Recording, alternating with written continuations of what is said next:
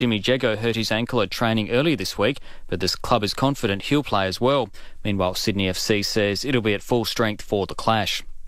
Now the 5AA forecast, a possible shower today, 17. Tomorrow showers 17 and a shower or two over the weekend with tops of 18 and 17, then possible showers early next week. More news as it happens on 5AA.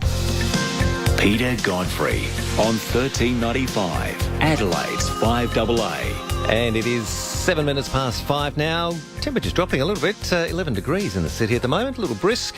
Let's cross the ditch, take a look at things that are happening in New Zealand. Selwyn Manning, editor of eveningreport.nz, independent interactive debate. New Zealand's home of it. Selwyn, how are you this morning? Yeah, pretty good, Peter. How are things over there? Oh, cool and stable, although we've had a bit of a mixed bag of weather this week, but crazy stuff. I see you've been sending some huge waves over to the US, southern coast of California. We've been getting some big waves that have come from a storm from you guys. Yeah, apparently, or we're blamed for it. Or blamed for it. Yeah. But I've got to say, those images that came back from West Coast United States, they're huge, aren't they? Yeah. Surfers revelling in it, enjoying it by the look of it. Yeah, absolutely. So I guess in some courts I'd be thinking, that country, New Zealand, must have some powerful storms rolling these rollers across. Yeah. It's kind of brought to mind, those. I guess it was in the 80s. We used to see a lot of those videos of TV programs, of the surfing in Hawaii. And, oh man, kind of wondered that wall of water that came down. I mean, those surfers must have been pretty tough. Oh yes, that's for sure. You ever got yourself up on a surfboard? I wasn't too flash, Peter. Certainly, I've tried it a couple of times. Wished I could have been better at it. It looks, you see people doing it, perhaps not on those huge walls of water, but yeah. My eldest brother was pretty good at that in his day, and he kind of looked the part. Yeah. The long blonde hair and everything. Malibu board. Yeah. Walk up and down it as he rolled in. But, fantastic. Hanging five. I was never too flash on. Yeah, me either, unfortunately.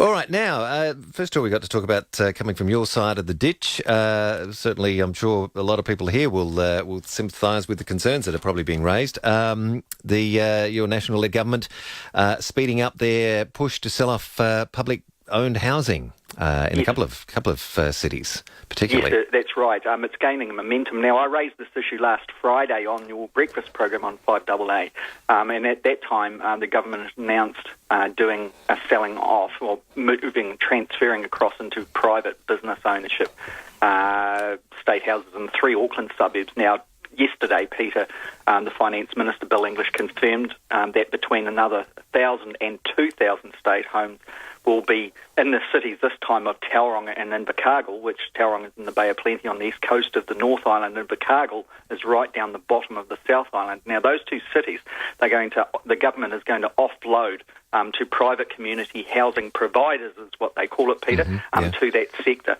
So it appears that really the national-led government is determined, really, in this sense, to divorce itself from state housing assistance and provision.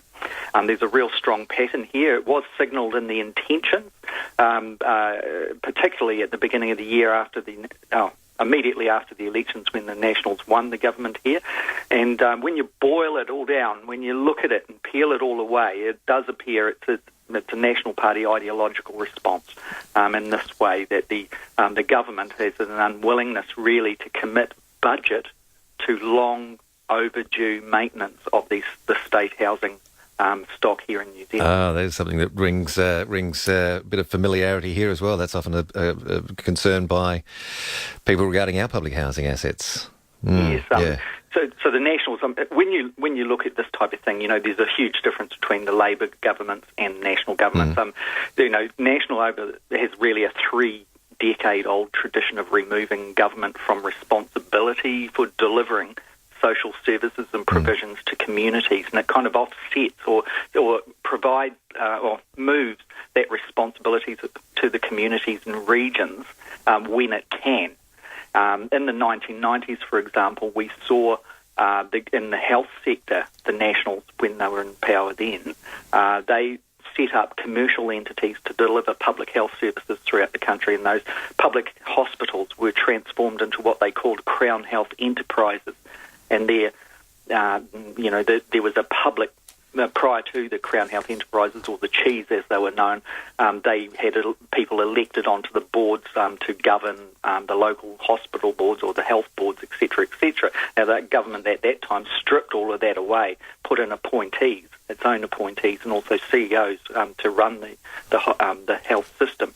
Patients basically became clients, and both inpatients and outpatients were forced to pay for their care in a public system up to a cap. And the cap was reasonably small, but the concerns were that this was turning a private public health system into a private health system. And that was certainly what the intention was. Now, that's the backstory to the ideology, if you like, Peter. Now, looking at what's happening in housing and social housing, state housing, public housing, whatever you want to call it, the government is shifting off its books all of that asset. And once again, why I raised it on your program this morning is there's another wave of it, a significant wave, and what we're expecting here is while the Nationals are popular, particularly in this term, they're going to start ratcheting up this ideological response to their reticence to actually to meet the maintenance and ongoing costs of providing such homes. Is it known why Tauranga and Invercargill have been added to the list of communities with this sell-off? One of the things that is a condition of the sell-off is the registration of what they're calling community housing providers. Now, what that is basically it's a mix of private investment, private business, social providers, non-government organisations can apply to register as one of those. When they do that, what they can do is buy into government assistance by way of income-related rent type package. So what I mean by that, Peter, is if you're in a state house in New Zealand at the moment, you're protected from the ups and the increasing increases. Does that make sense? Increasing increases, but of rent, basically, if you're a tenant. Yeah. And the income-related rents is exactly what it means. It says there that the household income, only a proportion of that, a percentage of that, can be committed to a state house's rent. Now, what the government has done is they've set up a thing where it's a stepping stone, I suppose, where these community housing providers are able, the owners of these new, the owners of the houses that are formerly state houses will still be able to get that subsidy, meaning the tenants will get that subsidy. But the problem here is that as soon as it goes into private ownership or social home ownership, like I pointed out, the maintenance on these homes has been neglected for some time in many cases. And so therefore, obviously, there's going to be quite a considerable amount of capital injection into getting them up to standard. And that is going to have to be recouped in some way, and the subsidies just don't seem to meet it economically. So there ratchets up really a consideration of the government here in New Zealand's medium to long-term commitment to try and actually keep those rents down for people that are trying to get ahead in their life. Okay, so assumedly there will be considerable backlash to this move? Well, you would expect so. Yeah. The problem here in New Zealand is, the word consultation means a different thing. It's basically informing you of decisions that have been preordained. And this is the culture that everyone has been dumbed down to. And there's, it does raise an old movie, if you want to put it in a strange way. And there was a movie in New Zealand in the 1970s called Sleeping Dogs. Yeah. And sometimes politically that's kind of what the response is, that New Zealanders were, they've been beaten over these ideological pushes and oscillations between the two major parties over the last 30 years. And, it's like, okay, that's what they're doing. What can anyone do about it? So just accept it and, battle on as best they can. It would be fair to say that some social providers, like some organisations, have seen opportunity here. It does appear in some cases amongst some Maori groups and iwi, meaning tribes, that there is opportunity there for Maori to actually look after themselves in a way they believe will be better than what the state can do. Okay. And certainly Bill English, the finance minister, made a point yesterday without pointing to ethnicities of saying that the government, the Nationals here in government, believe that the communities and such providers can do a better job than the government can. That's been contested by the Labor Party, of course, which, when it gets into power, has a tradition of investing in state housing to assist people to get ahead. And that's saying that basically all the motivations are here is to get them off the books in an ideological response. Yeah. Is there much of a waiting list for public housing in New Zealand? And I ask that because there's a huge list here. Yes. There, you know, this is the canny side of the Nationals, I've got to say. Yeah. I can't even give you a straight answer depending on how you actually approach that question. You know, and this is the brilliance of the politicians on this one. So, yes, there is a high demand for state houses. Is there a long waiting list? Well, the government cuts them off after a certain time of waiting. The other thing is that the government has homes all over the country that are vacant, and for whatever reason is not adjusting to the demand by putting families into them.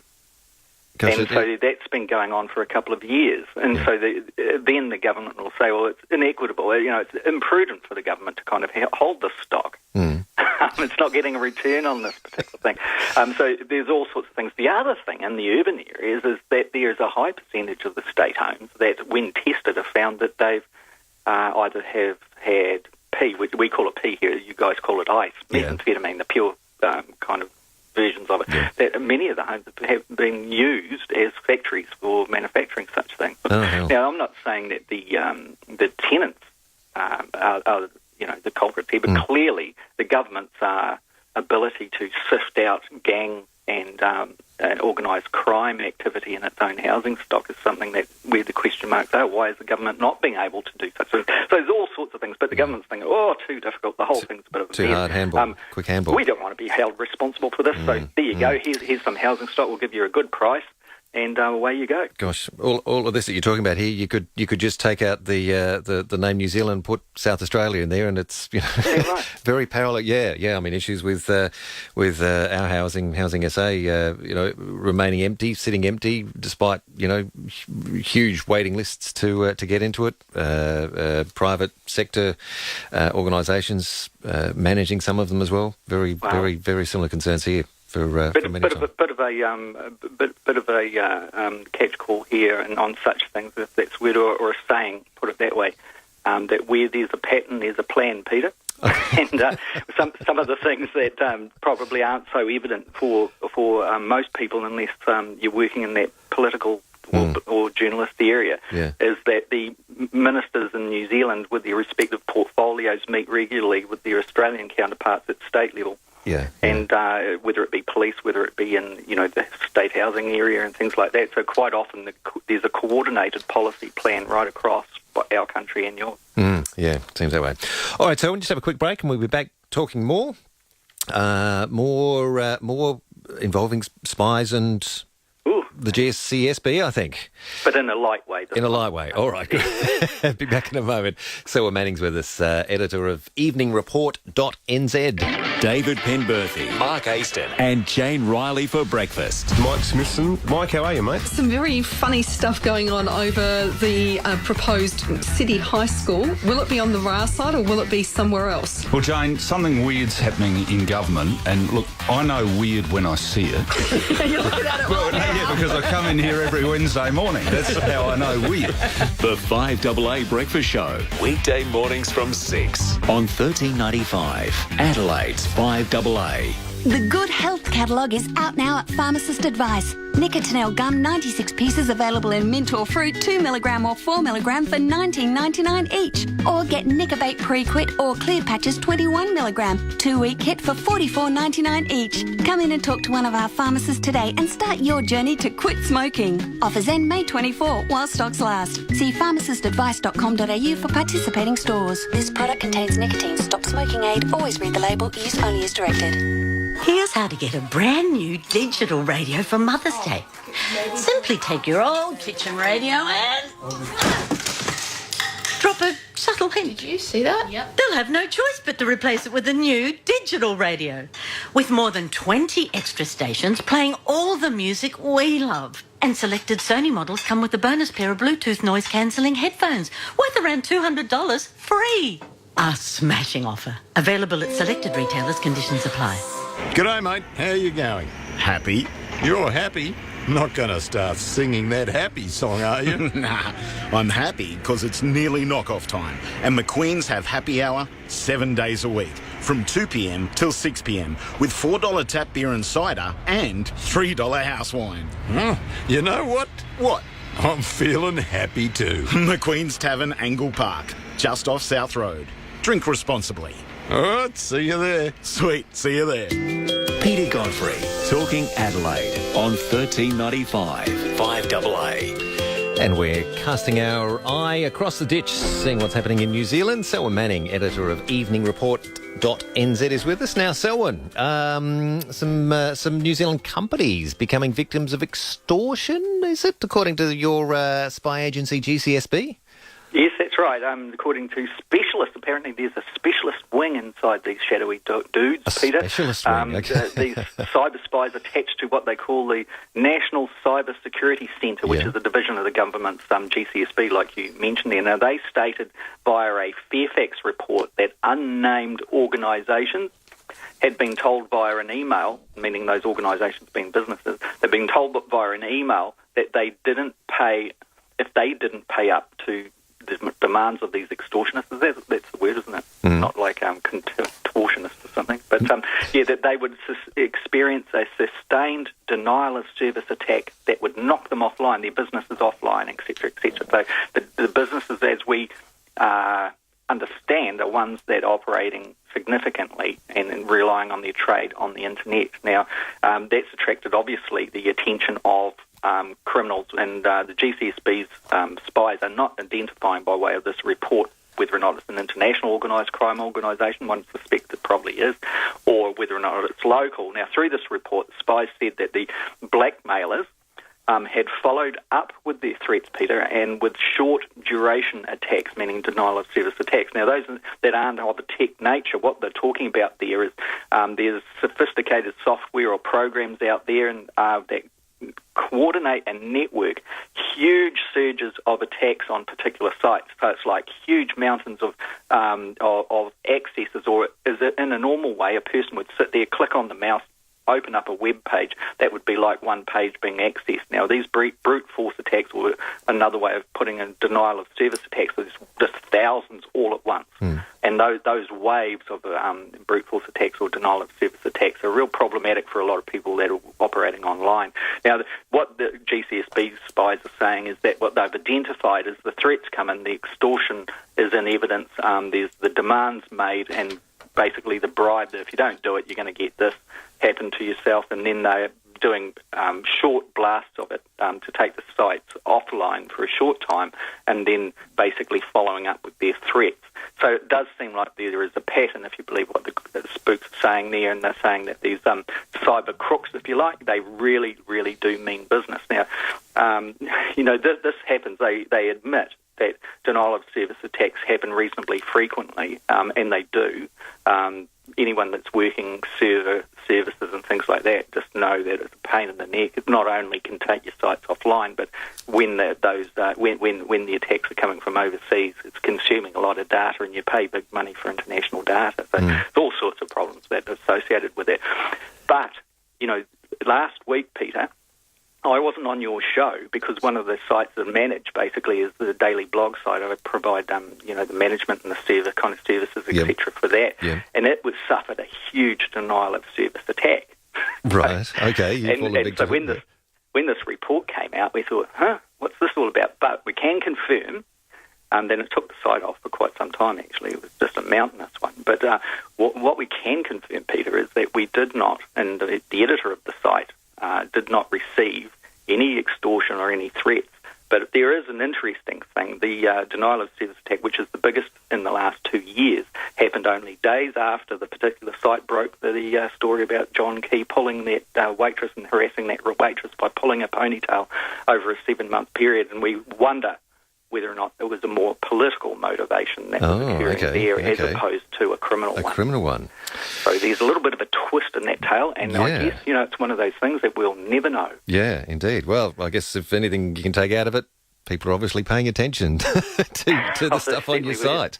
Absolutely. It was pushing such huge traffic. It was around 800 accesses per minute going over a 2-day period when that thing broke. It was just globally a huge one. But, so you always kind of think, okay, well, when you're getting such huge traffic on a particular issue and things like that, there are two things going there. One, people that have a sympathy for a particular politician, if they're in the gun and looking like they're humiliated by the revelation of fact and truth, then you are susceptible as an outlet to be whacked back, particularly in New Zealand in this current climate. The other thing is that globally it got a lot of attention, so therefore it probably got attention of people overseas with no political motive at all. So you just never really know, but certainly the activity draws attention. But I just thought that article, Peter, is a fascinating one. There's a couple of things running there. The GCSB is trying to actually show that it is actually doing stuff for ordinary people too.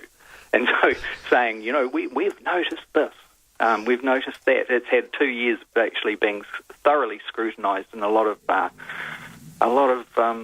caution and the way the government, the public approaches such things, and a lot of caution on whether or not people, how they think about the GCSB and what it's been doing. There's a lot of controversy around that. And when it starts coming out with things like that, I guess the cynics in us think it's just trying to tidy up its PR. Maybe. And you got to wear your cynical hat at times. Just quickly, just got an email here with a question for you. I don't know whether it's a question we can even get much of an answer to in the short period of time we got left. Barry's just sent through whether we can ask you about the issue with glaciers melting there in New Zealand. Yeah. Can you give us an answer in sort of 30 seconds or 45 seconds on that? Absolutely. The Friend Joseph Glacier is one of the big ones down the South Island, and it's a shadow of its former self. You see photographs from the 1950s, 1960s, even the 70s, and it's something to be absolutely stunning place. And now most of the area of Franz Joseph Glacier is basically just stone and rock. With a little bit of ice down the bottom. So yeah, absolutely, it's hitting the South Island in particular. Okay, and is it climate change related? Yes. Yes. Okay. All right. Thank you for that question, Barry. Appreciate that. And Selwyn, thank you for your time. Have a great week. We'll catch you again on Brekkie tomorrow morning after 6:30, and with us same time next week. Okay, Peter. All the best. Bye-bye. Selwyn Manning, editor of eveningreport.nz, New Zealand's independent interactive debate. Anne Stone's got all our latest news, sport and weather. Then more of your calls, whatever's on your mind. Join in the conversation here at 5AA 8223 0000. This is Adelaide's 5AA.